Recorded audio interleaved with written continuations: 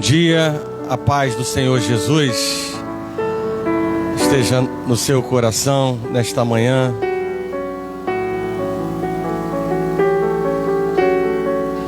A paz do Senhor Jesus esteja no seu coração nesta manhã. Amém. Convido os irmãos a tomarem posição, mas a posição não apenas sentado no banco, mas uma condição pronta para começarmos a ministrar a palavra de Deus.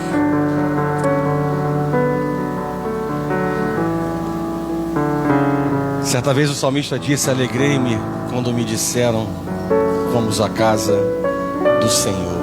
Amém? Espero que essa seja a motivação presente no seu coração, não somente no dia de hoje, mas todos os dias em que nós nos achegamos a Deus com alegria, com reverência, com submissão ao nosso Deus, porque isso de fato alegra o coração de um Deus que continua sondando e conhecendo o nosso coração. Nós vivemos num mundo globalizado, no mundo dinâmico, no mundo com altas tecnologias, diversificadas tecnologias, no mundo onde eu diria que o ineditismo, né, é um dos produtos desse mundo, ou um dos frutos desse mundo.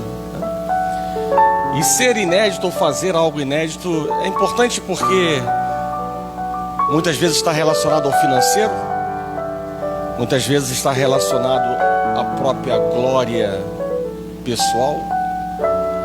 Mas eu diria que no mundo espiritual, a dimensão do que é inédito é bem diferente do que é vivido nesse mundo. E o ineditismo no mundo espiritual está exatamente naquilo que Deus ele faz como novo em nossas vidas, ou algo inédito em nossas vidas, quando nós abrimos a porta do nosso coração para que Ele possa trabalhar em nossas vidas. E é importante entender ou guardar esse conceito, esse entendimento de que Deus não espera ver em nós ou ter em nós pessoas que estejam criando algo novo para o reino de Deus. Nós não precisamos criar algo novo para o reino de Deus, porque tudo já foi criado. Há um gabarito, há uma direção, há uma orientação. O que Deus espera de fato de nós é viver algo novo em nossas vidas, não criar, usar a nossa mente para, como os homens cientistas do mundo usam as suas mentes para criar algo inédito diante da humanidade. Mas nós não precisamos, diante do reino de Deus, de criar nada, porque Deus criou tudo. E o que Deus espera de nós, sim, é vivermos a sua vontade. Lembremos que Deus é o mesmo de ontem, o mesmo de hoje e o mesmo de amanhã. Lembremos que a palavra de ontem continua válida hoje e será amanhã também válida. Lembremos que a vontade de Deus ontem é a mesma hoje e amanhã também será a vontade dele. Então não precisamos criar nada, precisamos mergulhar na palavra de Deus e descobrir aquilo que Deus espera de nós, mesmo vivendo no ano 2025 ou próximo do ano 2026. E nessa manhã eu quero compartilhar com vocês, no último culto de 2025, eu quero compartilhar com vocês mais um dos gabaritos de Deus para a igreja do Senhor, né? E aí eu convido você a abrir a palavra de Deus no livro de Atos capítulo 2. Certamente você conhece essa passagem, mas eu convido você a abrir a palavra em Atos capítulo 2, e a partir do verso número 42 nós vamos estar fazendo a leitura da palavra de Deus até o verso 47, para nós nos debruçarmos naquilo que é virtuoso, naquilo que alegra o coração de Deus, naquilo que Deus já estabeleceu como direcionamento para a sua igreja, naquilo que não está condicionado ao tempo, mas sim aquilo que Deus escreveu na sua palavra. E o subtítulo na minha Bíblia é Como Viviam os Convertidos. Verso 42. E perseveravam na doutrina dos apóstolos, na comunhão, no partir do pão, nas orações. Em cada alma havia temor. Em cada alma havia temor. E muitos prodígios e sinais eram feitos por intermédio dos apóstolos. Todos os que creram estavam juntos e tinham tudo em comum. Vendiam as suas propriedades e bens, distribuindo o produto entre todos à medida que alguém tinha necessidade. Diariamente perseveravam unânimes no templo, partiam pão de casa em casa e tomavam as suas refeições com alegria e singeleza de coração, louvando a Deus e contando com a simpatia de todo o povo. Enquanto isso, acrescentava-lhes o Senhor dia a dia os que iam sendo salvos. Amém? Vamos parar por aqui. Feche os seus olhos. Senhor Deus e nosso Pai, graças te damos, Pai, por esta manhã, por estarmos na sua casa, na sua presença. E temos a certeza pela tua fidelidade que quando nos achegamos a ti, o Senhor se achega a nós. E nessa manhã, Pai, mais uma vez queremos te dar total liberdade para que com o poder da tua palavra o Senhor ministre aos nossos corações aquilo que venha edificar, aquilo que venha corrigir, aquilo que venha transformar, aquilo que venha alegrar o seu coração e nos fazer, Pai, servos, filhos, melhores do que fomos, Deus, no dia de ontem. Nós te damos liberdade, Deus, nessa manhã, porque entendemos que a tua palavra é perfeita e os seus caminhos e os seus pensamentos, eles são muito mais altos do que os nossos, e tudo coopera e vai sempre cooperar para o nosso bem. Por isso, Deus, nessa manhã tenha liberdade para ministrar aos nossos corações. Remove, Deus, tudo aquilo que é impedimento, barreira, toda palavra, Deus, maldita, todo sentimento, Senhor, destrutivo, daninho, Pai, dentro do coração dos teus filhos, caia por terra em nome de Jesus. Nós cremos, Deus, no poder da oração. Nós cremos, Deus, que o Senhor inclina os seus ouvidos para ouvir as nossas orações. E o Senhor continua sendo Jeová Jirê, Deus de toda a provisão sobre nossas vidas, Pai. Nessa manhã, mais uma vez, tenha um encontro, Pai. Queremos ter um encontro contigo, Pai. Fala, Deus, ministra aos nossos corações, assim nós oramos. E nós te agradecemos já por tudo.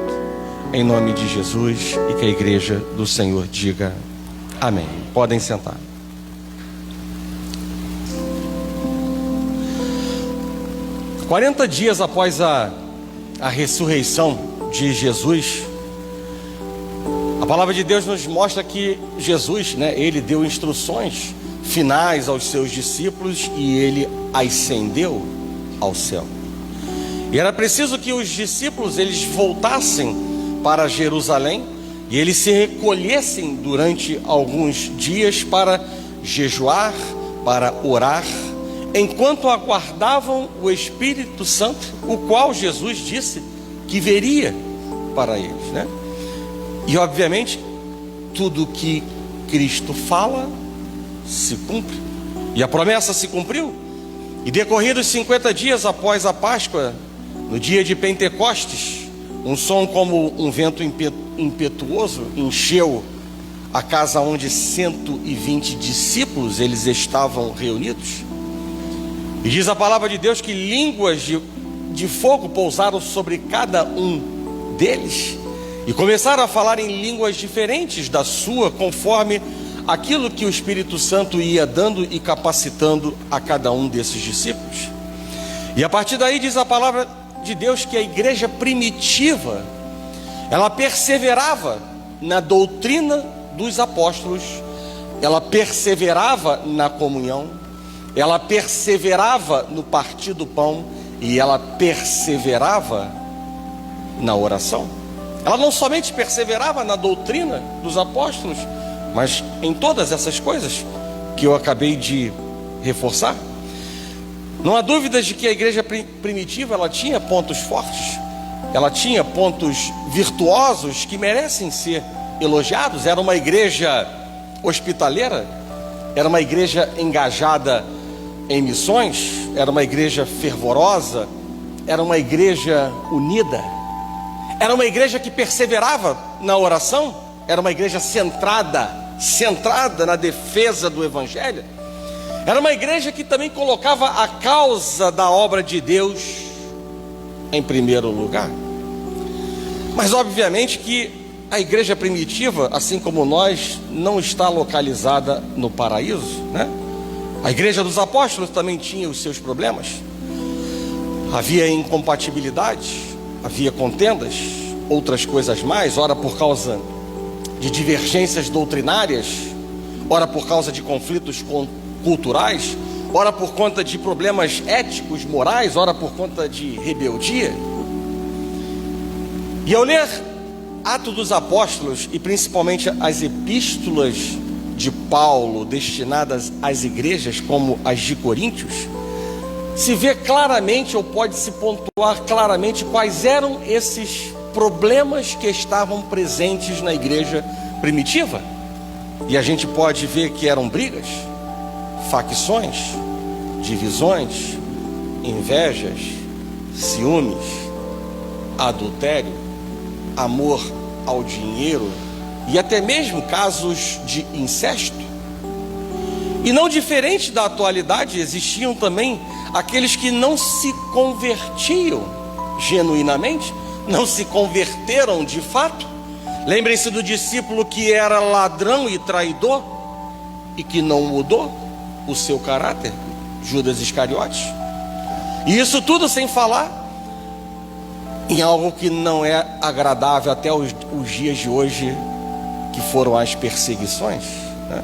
Mas apesar de todos esses problemas, apesar de todas as dificuldades, de todos os sofrimentos, apesar de todas as ameaças, apesar de todas as oposições, a igreja primitiva, ela não jogou a toalha, ela não se deixou dominar pelo desespero, ela de maneira nenhuma perdeu algo fundamental que se chama esperança, e consequentemente ela prevaleceu, e ela foi a primeira base missionária que internacionalizou a pregação do evangelho. E assim, aquele grupo inicial de 120 discípulos em Jerusalém se tornou uma multidão incontável, dedicada a fazer com que o nome de Cristo seja glorificado. E isso, até aqui, já nos deixa uma importante mensagem prática para os nossos dias. Ou seja, nas provas e nas pressões, Deus, ele está gerando novos frutos e abrindo novos caminhos para que a sua glória seja manifesta. Então precisamos guardar no coração, né? Não como papagaios replicadores que não têm discernimento do que estão falando ou cantando ou louvando ou adorando, mas quando Deus diz na sua palavra que os seus caminhos e pensamentos são muito mais altos do que os nossos, eles os são.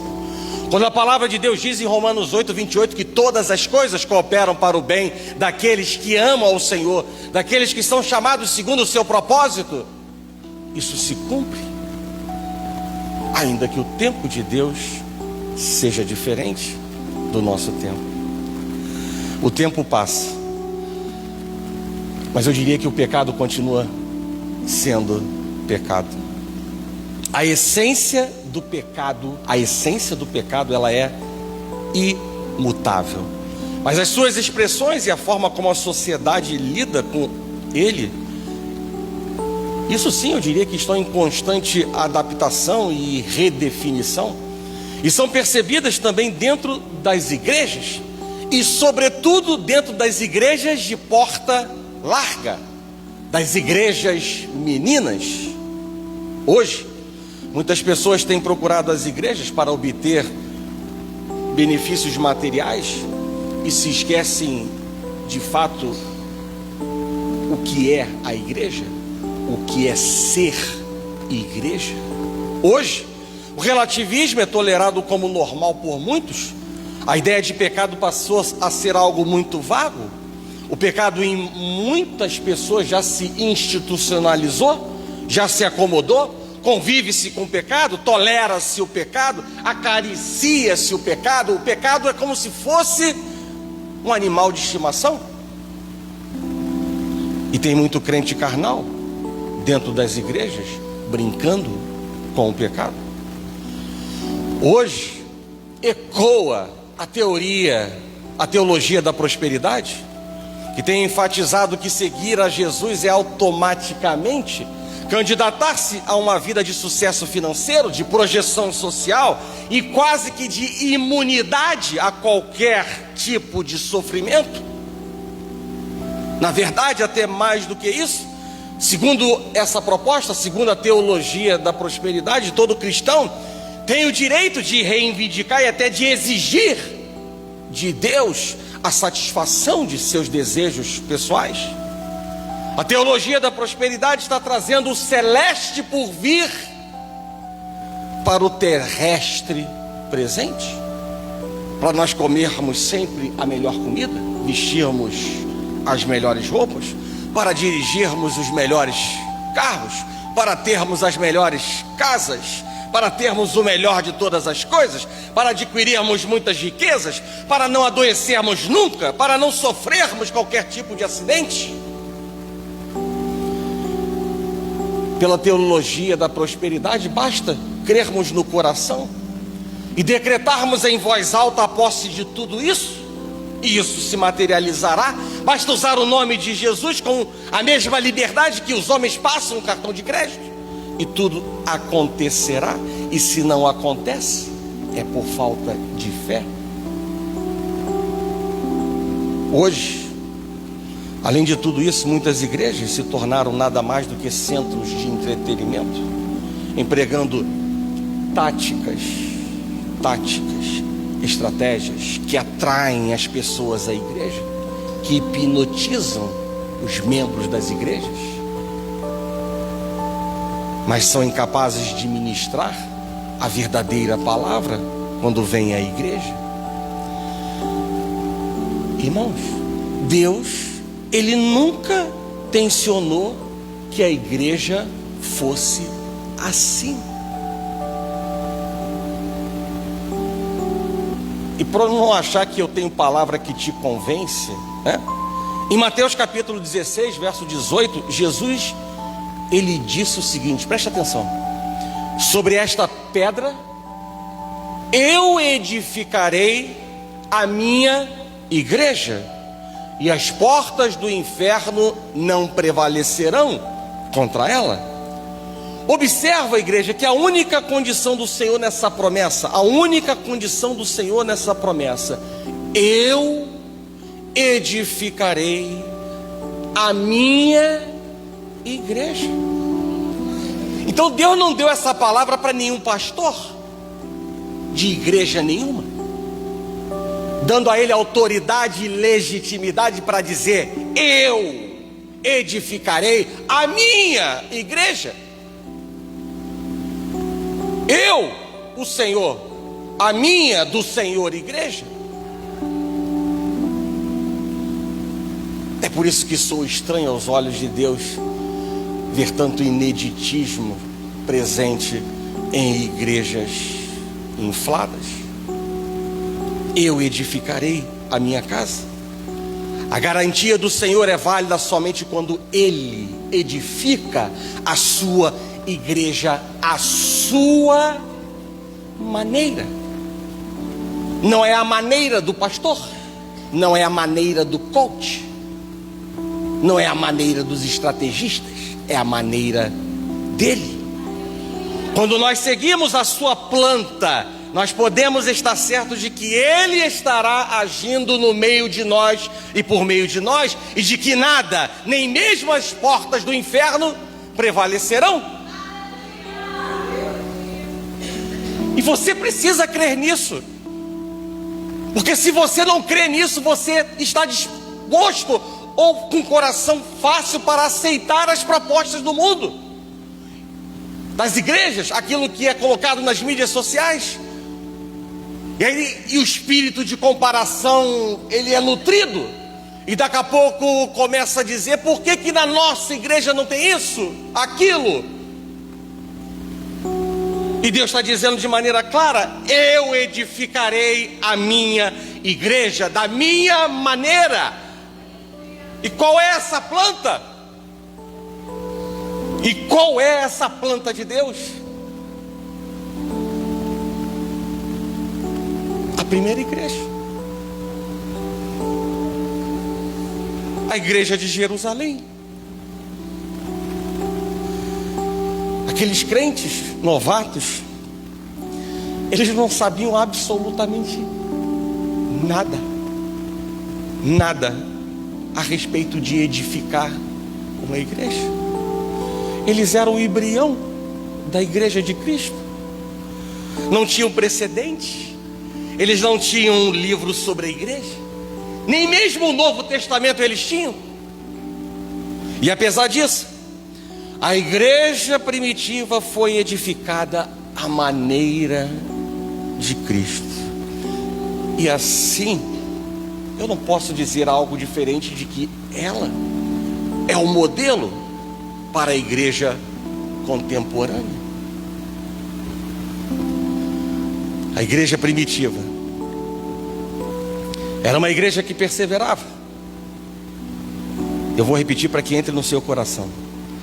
Perseverava na doutrina dos apóstolos, perseverava na comunhão, perseverava no partir do pão, perseverava na oração e crescia.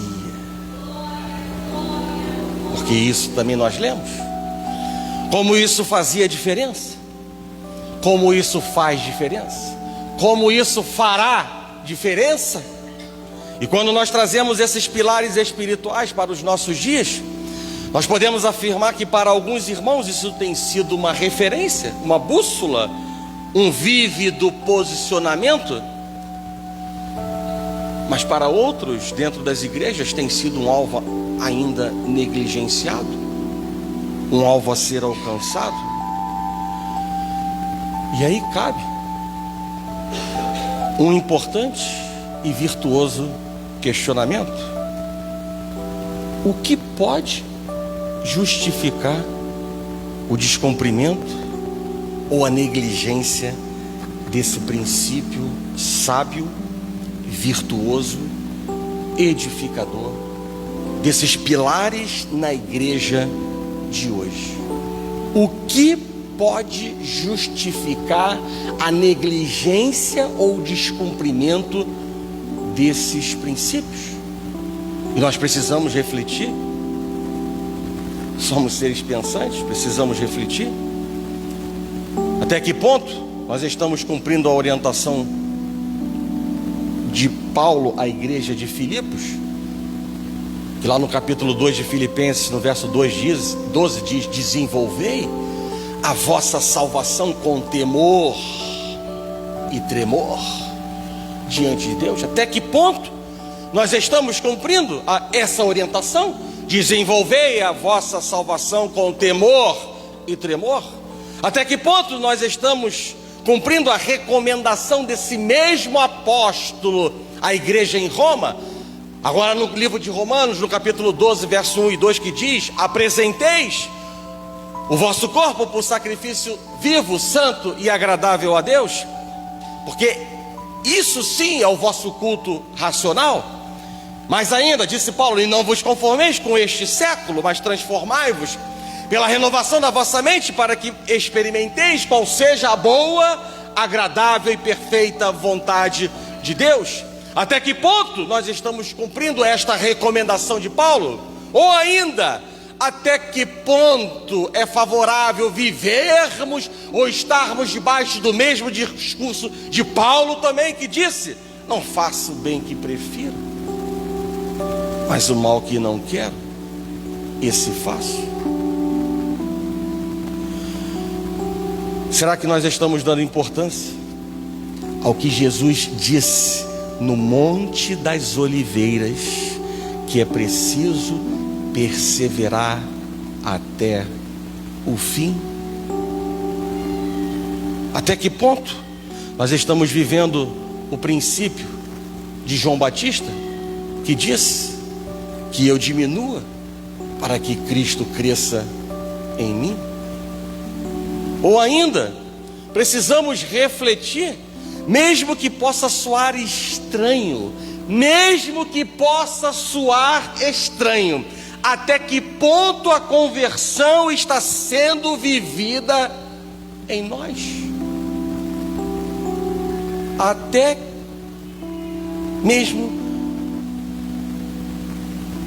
que possa soar estranho, mas nós precisamos refletir sobre a conversão. Lucas capítulo 22, verso 31 a 34, diz o seguinte: disse o Senhor: Simão, Simão, eis que Satanás vos reclamou para vos peneirar como trigo. Eu, porém, roguei por ti para que a tua fé não desfaleça. Tu, pois, quando te converteres, fortalece os teus irmãos. Tu, pois, quando te converteres, Pedro, fortalece os teus irmãos. Jesus não disse isso no terceiro dia para ele. Jesus disse isso depois dele caminhar com Cristo 3 anos. E a palavra de Deus continua dizendo: ele, porém, respondeu: Senhor, estou pronto a ir contigo, tanto para a prisão quanto para a morte. Mas Jesus lhe disse: afirmo-te, Pedro, que hoje 3 vezes negarás que me conheces antes que o galo cante. E Jesus está mostrando para nós como é fácil estar tão próximo e ao mesmo tempo tão distante, estar presente e ao mesmo tempo tão ausente, descompromissado, descomprometido.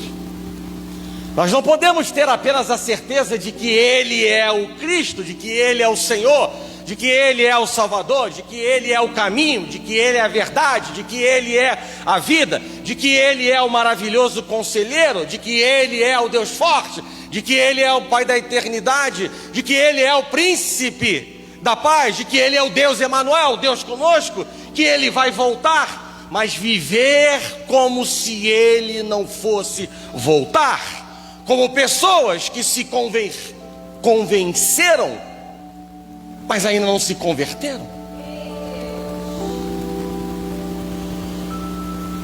Somos novas criaturas em Cristo Jesus. Assim Ele o diz: somos novas criaturas em Cristo Jesus, para também desfrutar do novo de Deus. É necessário não só saber o que tem para fazer, mas fazer o que precisa ser feito. Porque conversão, igreja, é sinônimo de arrependimento. Conversão é sinônimo de o desejo de crescer em Deus e de fazer a sua vontade. Esse é o significado de conversão, de maneira abreviada, sucinta, direta, prática. Conversão é sinônimo de arrependimento e desejo de crescer em Deus e fazer a vontade dele. Conversão é mudança de mente, é mudança de atitude, é deixar a vida antiga, prazeres para trás, é andar na contramão do mundo, é mudar de rota radicalmente, é deixar de caminhar a passos largos para a morte e caminhar para a vida.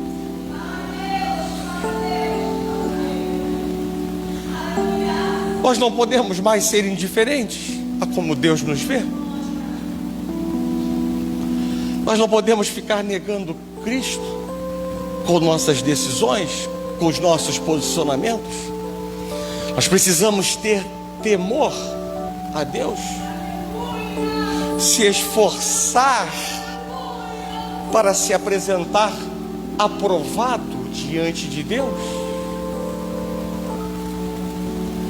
Igreja, não dá para ser, preste atenção no que eu vou dizer, não dá para ser a noiva de Cristo tendo um romance com o diabo.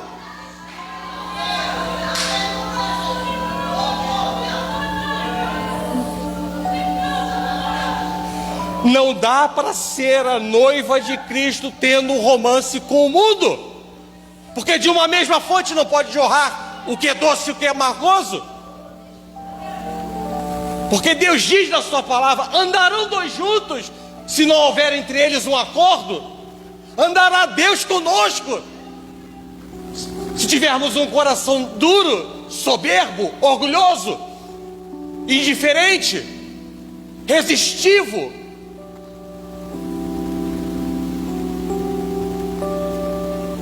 Em um primeiro momento, as reflexões que nós acabamos de fazer, elas são importantes porque podem tirar as vendas dos nossos olhos para contemplarmos quem realmente nós somos, para contemplarmos o que estamos fazendo ou não fazendo em favor do reino de Deus, para nós contemplarmos que tipo de igreja nós realmente somos. Mas a palavra de hoje também ela tem um propósito de nos disciplinar. E assim diz a palavra, no verso 42. E perseveravam na doutrina dos apóstolos, na comunhão, no partir do pão e nas orações. Igreja, não basta apenas também a conversão, não basta apenas a mudança de atitude, é preciso perseverar. É preciso conservar-se firme e constante, persistir, viver a repetição de comportamentos, de posicionamentos que têm poder para edificar, poder para construir, poder para anular os intentos do inimigo, para nos levar a águas mais profundas no relacionamento com Deus, para glorificar o nome de Deus, para recebermos o selo da aprovação de Deus diariamente em nossas vidas. Perseveravam na doutrina dos apóstolos. Essa é uma importante decisão de vida que nós também precisamos tomar. Nós precisamos decidir não viver com uma visão emprestada, ilimitada, aonde a palavra, a orientação e a estratégia não vem diretamente do Pai, mas sim por meio de um vaso que o Senhor usa. Eu falo isso com o exemplo do rei Joás e do sacerdote Joiada. A palavra de Deus nos mostra que tudo que Joiada falava, Joás fazia. Então havia virtude, mas ao invés de haver dependência de Deus, havia uma dependência horizontal. Deus tirou Joiada, Joiada morreu, e aquilo que nunca existia continuou não existindo, e o que era virtuoso deixou de ser aprovado por Deus. Então é isso que eu quero dizer para a igreja nessa manhã: decidir não viver com uma visão limitada e emprestada do seu pastor.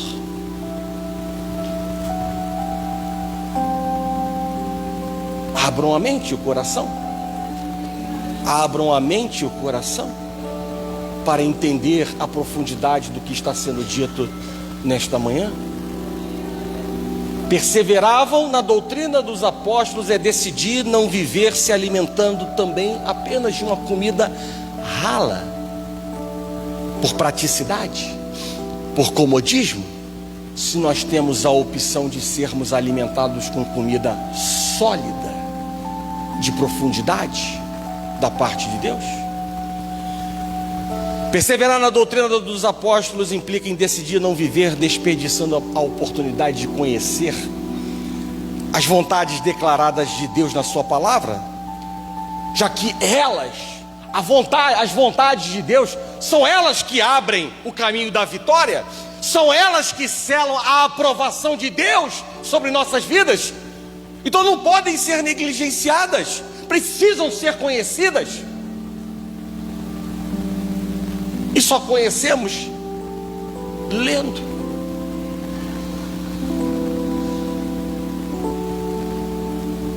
Precisamos decidir não viver criando obstáculos para o agir de Deus, para o tratar de Deus, para o haja de Deus, e preparar o coração para ser uma boa terra, aonde a palavra semeada, ela frutifique com perseverança. Enfim, igreja, decidir não viver debaixo de princípios negativistas e comodistas é uma decisão sábia que nós estamos tomando para as nossas vidas. É preciso trazer à memória que a palavra de Deus, ela é alimento para a vida, que a palavra de Deus é fonte de regozijo. É preciso trazer à memória que a palavra de Deus é lâmpada para os nossos pés. É preciso trazer à memória que a palavra de Deus é luz para os nossos caminhos. A palavra de Deus, segundo aquilo que está escrito em 2 Timóteo, no capítulo 3, versos 16 e 17, ela é algo que não foi criado pelo homem, ela é divinamente inspirada, e ela é proveitosa para ensinar, para redarguir, ou seja, para repreender, para corrigir, para instruir em justiça, para sermos justos, para vivermos a justiça de Deus, para que o homem de Deus seja perfeito e perfeitamente habilitado para toda boa obra. Então não é qualquer coisa a palavra de Deus, é um tesouro que Deus nos dá, que está acessível para nós. É preciso trazer à memória que se nós meditarmos na palavra de Deus, nós seremos abençoados, como uma árvore plantada junto à água corrente, a qual dá o seu fruto no seu tempo, as suas folhas não cairão, e tudo quanto fizermos prosperará, seremos bem-sucedidos. É isso que a palavra de Deus nos diz. Por isso é virtuoso perseverar na doutrina. Perseveravam também na comunhão. Assim como a igreja do Senhor não subsiste sem doutrina bíblica, ela também não pode caminhar sem comunhão, porque a comunhão, acreditem no que eu vou dizer, a comunhão é importante para a nossa santificação também. A comunhão é importante para a nossa santificação. 1 Tessalonicenses capítulo 3, verso 12 e 13 diz assim: o Senhor vos faça crescer e aumentar no amor uns para com os outros e para com todos, como também nós para convosco, a fim de que seja o vosso coração confirmado em santidade, isento de culpa, na presença de nosso Deus. Então vejam, com o que eu acabei de ler, que a comunhão, ela nos leva à santificação. Hebreus capítulo 12, verso 14 diz: segui a paz com todos e a santificação, sem a qual ninguém verá o Senhor. Veja, igreja, que antes do termo santificação vem a expressão seguir a paz com todos. E o que isso significa? Comunhão, harmonia, ou seja, uma coisa está interligada à outra. A comunhão está interligada à santificação.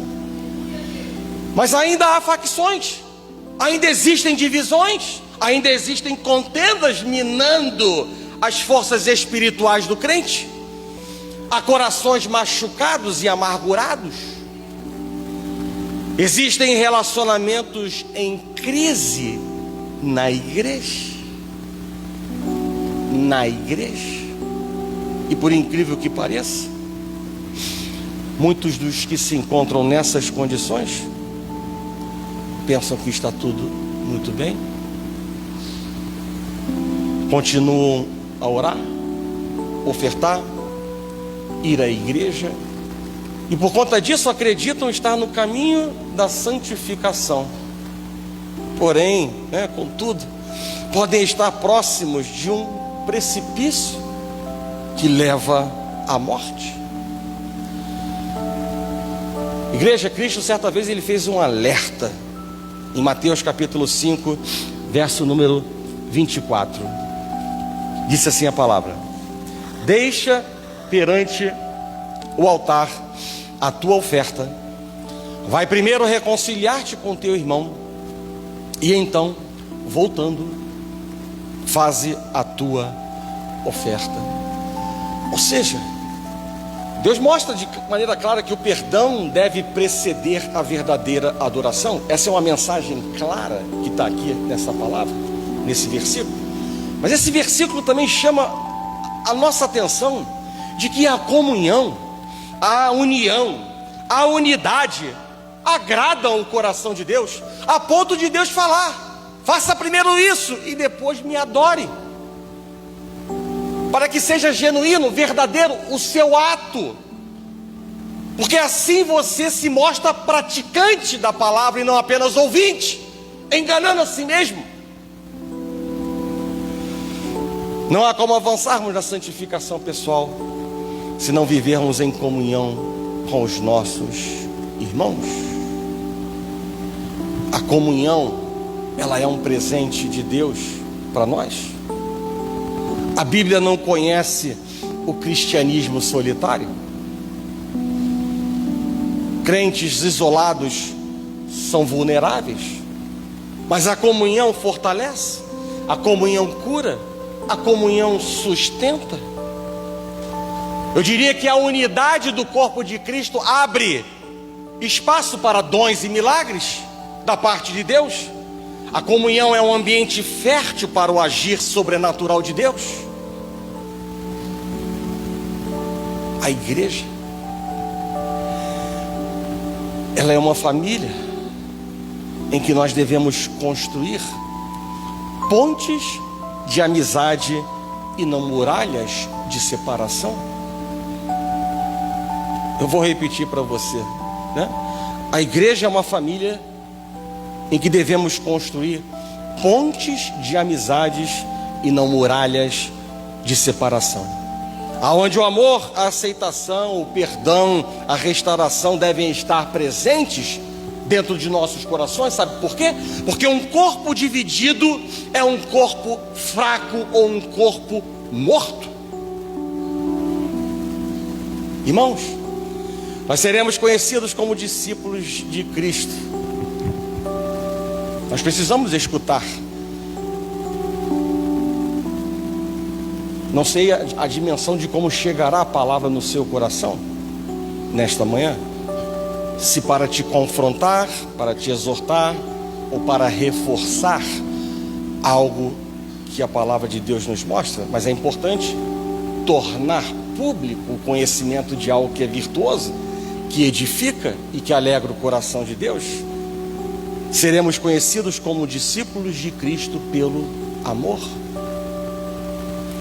Certa vez disse Jesus no Evangelho de João 13, verso 35: nisto conhecerão todos que sois meus discípulos, se tiverdes amor uns aos outros. Ou seja, o amor, ela é ao mesmo tempo a fonte e o motor da boa comunhão do corpo de Cristo. Perseveravam na doutrina dos apóstolos, perseveravam na comunhão, e a palavra de Deus diz também que perseveravam no partir do pão. E o partir do pão fala da nossa participação com Cristo na sua morte e ressurreição. já que em Cristo fomos mortos para a vida de pecado, e nele nós fomos ressuscitados para uma nova vida. O partir do pão, ele fala da nossa comunhão com Cristo e da nossa comunhão com os irmãos em Cristo, formando em Cristo um só corpo. E através do partir do pão nós expressamos sinceramente a nossa gratidão eterna, lembrando que Deus amou o mundo de tal maneira que deu o seu Filho único para morrer em nosso lugar, a fim de nos resgatar da maldição, fazendo-se maldição por cada um de nós. O partir do pão é um memorial que vem fortalecer a nossa vida cristã e deixar bem viva na nossa memória a motivação para vivermos uma nova vida em Cristo Jesus. Por isso a Bíblia diz em 2 Coríntios capítulo 5, verso 17: e assim, se alguém está em Cristo, é nova criatura. As coisas antigas já passaram, eis que se fizeram novas. Nós precisamos manter vivo no nosso coração todos os dias, em todas as nossas decisões, atitudes, o que Jesus ele fez por nós, para nós não negligenciarmos tamanho amor dele por nós, para nós não negligenciarmos aquilo que Deus espera que venhamos a fazer como geração eleita, como noiva de Cristo, como filhos irrepreensíveis que nos exorta Ele a sermos. E por isso nós precisamos também perseverar no partir do pão. E por fim, perseveravam na oração. E eu diria que é impossível entender o dinamismo do livro de Atos sem reconhecer o lugar central da oração na vida daquelas pessoas. Antes do Pentecostes havia oração. Antes da escolha de um novo apóstolo havia oração. Diante da perseguição havia oração. Antes de enviar missionários havia oração. Ou seja, em outras palavras, a oração não era uma reação às crises, não era um ritual formal, mas era uma ação primária que moldava a direção daquela igreja e que liberava o poder de Deus sobre aquela igreja, sendo aos olhos de Deus uma constante prática de louvor e adoração, como Ele enxerga a nossa oração. Dessa forma, igreja, a base para o avanço da igreja primitiva, ela não estava em estratégias humanas. Preste atenção, não estava em estratégias humanas, não estava em edifícios impressionantes e também não estava em líderes carismáticos, mas em um grupo de pessoas comuns que dependiam extraordinariamente do poder, do mover, da direção, da estratégia, da palavra final de Deus. E Deus não mudou esse gabarito. Deus não mudou esse gabarito.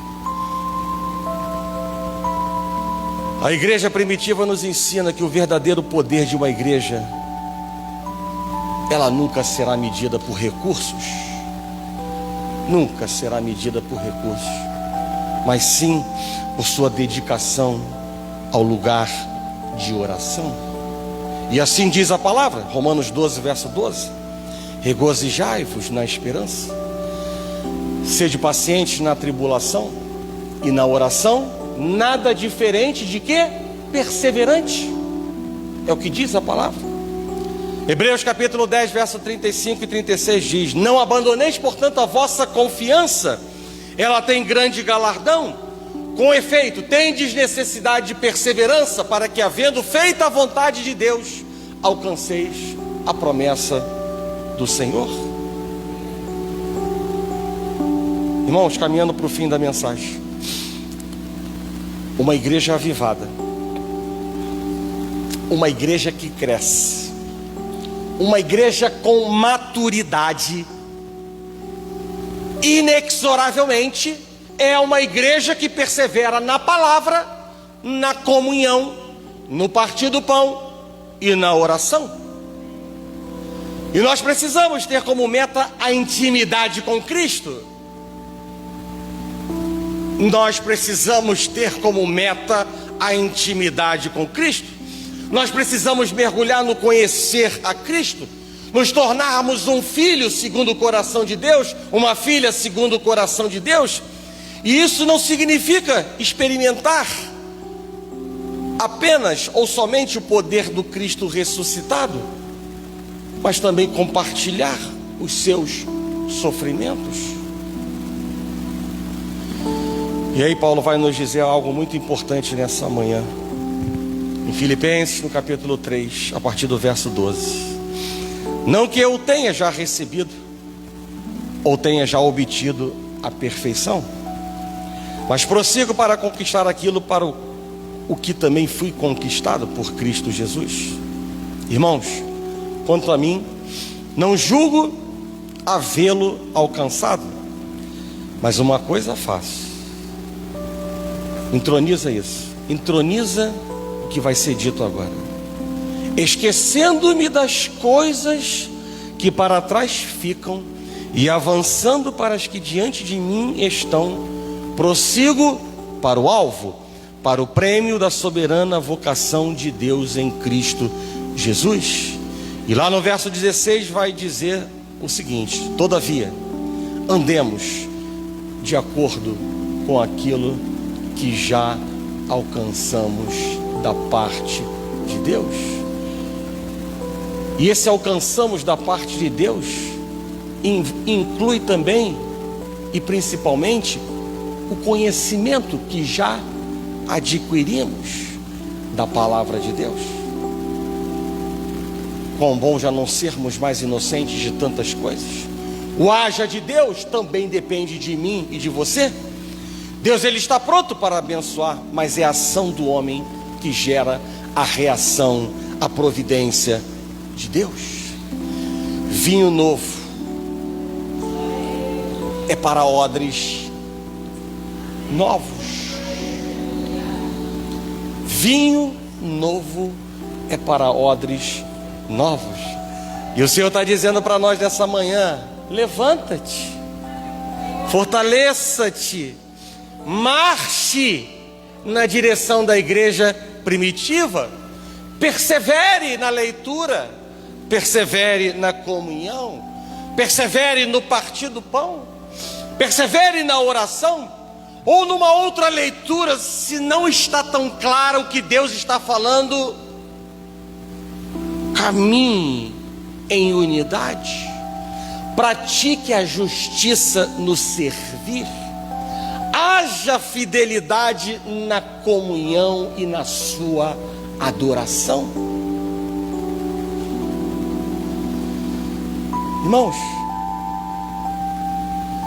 o que vocês acham que mantinha a igreja primitiva coesa? Qual era a liga dessa igreja? Qual era a força motriz que tornava esses crentes dedicados à doutrina dos apóstolos, na comunhão, no partir do pão e nas orações? Por que eles eram tão despreendidos de suas posses? Por que eles se mostravam tão ansiosos em suprir as necessidades dos outros? Por que eles estavam sempre cheios de alegria, generosidade, louvor e oração quando eles se reuniam dia após dia? Não era num domingo e no outro seguinte, era dia após dia. Por que eles se importavam com a saúde espiritual um dos outros? Ou seja, o que fazia dessa igreja primitiva homens e mulheres que perseveravam E eu diria que o segredo, a chave, melhor dizendo, a chave para destrancar esse segredo está no versículo 43, logo a seguir ao que lemos: perseverar na doutrina dos apóstolos, na comunhão, no partir do pão e na oração. E lá está escrito o seguinte: em cada alma havia temor.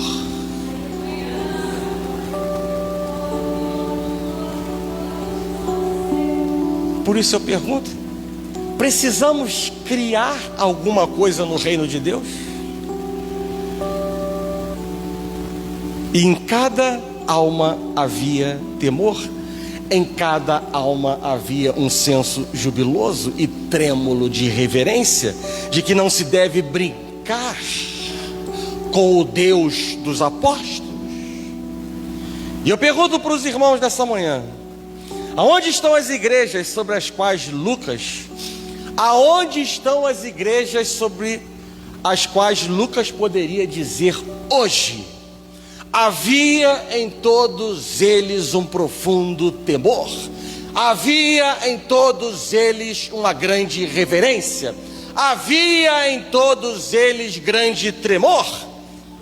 Pergunto para a igreja: Lucas diria isso da igreja Nova Vida de Botafogo? Lucas diria isso de você?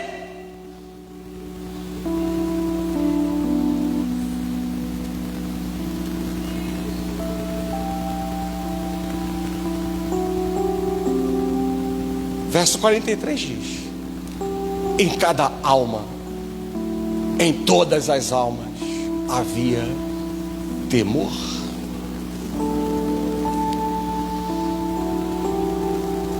Irmãos, a ausência desse temor afeta diretamente a maneira como se despreza a pregação bíblica, como se negocia a sã doutrina, a forma como se ignora os necessitados, como se banaliza a comunhão, como se descarta o evangelismo e o discipulado, e como se brinca mais do que se ora.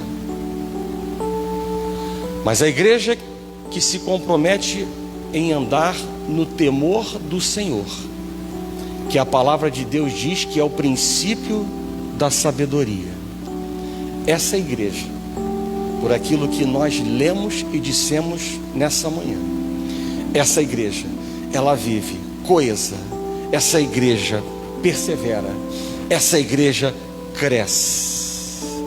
Porque quando o temor está no nosso coração, quando o temor está no nosso coração, nós fazemos da vontade de Deus a nossa vontade.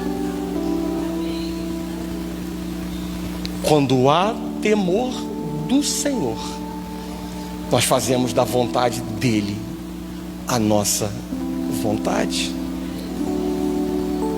Então não há mágica. O crescimento vem de vivermos a vontade de Deus. E nessa manhã, de maneira muito clara, Deus nos chama a perseverar. Não é um dia sim, outro dia não. Não é hoje eu estou feliz, amanhã estou triste, não. É perseverar na leitura da palavra, na comunhão sadia e sólida entre os irmãos, no partir do pão, e algo que é extremamente importante, que é a oração. Tenha certeza de que você nunca estará perdendo tempo em orar, nunca estará gastando o seu tempo em orar, ainda que não haja ninguém materializado na sua frente. Há alguém que está olhando, e mais do que olhar, a despeito de sua autoridade, majestade, soberania, diz que está se inclinando para ouvir as nossas orações. Não abra mão daquilo que somos chamados a fazer, porque a palavra de Deus diz: porque havia temor e porque eles perseveravam nesses 4 princípios, a igreja crescia. Então nós não precisamos de estratégia de homem nenhum, nós não precisamos de inventar nada, nós precisamos apenas viver o querer de Deus. Feche os seus olhos.